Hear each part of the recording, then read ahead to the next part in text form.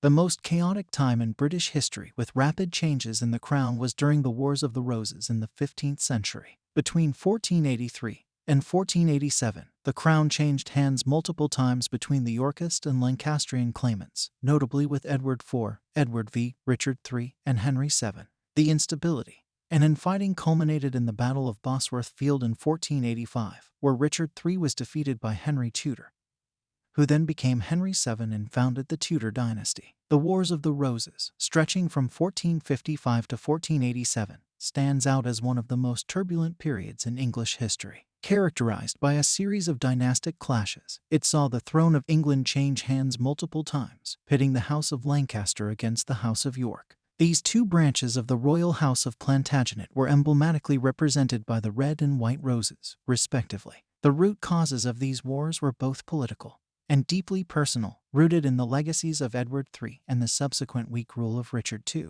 King Henry VI, representing the Lancastrian cause, initially held the throne. His reign, starting in 1422, was marred by periodic bouts of insanity, creating a vacuum of effective leadership.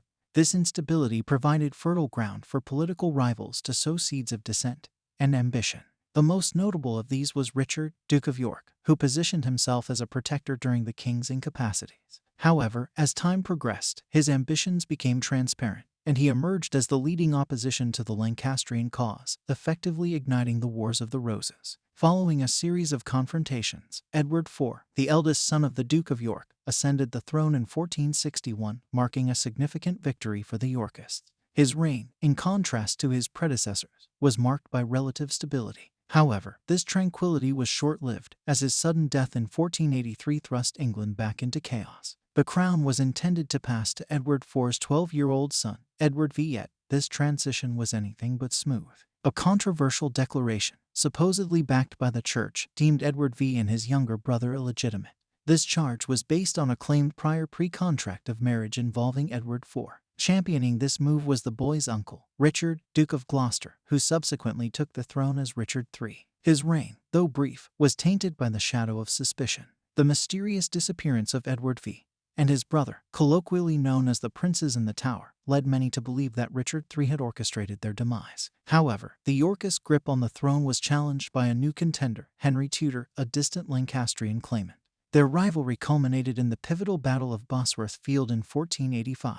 This battle witnessed the death of Richard III and the rise of Henry Tudor, who ascended the throne as Henry VII, ushering in the era of the Tudor dynasty. Henry VII's ascension was more than just a change in leadership. It symbolized the end of over 300 years of Plantagenet rule. Recognizing the need to unite a fractured nation, Henry VII married Elizabeth of York, the daughter of Edward IV. This union, a melding of Lancastrian and Yorkist bloodlines, was emblematically captured by the Tudor rose, a combination of the red rose of Lancaster and the white rose of York. In conclusion, the Wars of the Roses, with its intricate tapestry of political intrigue, betrayals, and battles, represents a pivotal chapter in English history. While it was a time of chaos and rapid shifts in power, it also paved the way for the emergence of the influential Tudor dynasty, which would shape England's destiny in the centuries to come.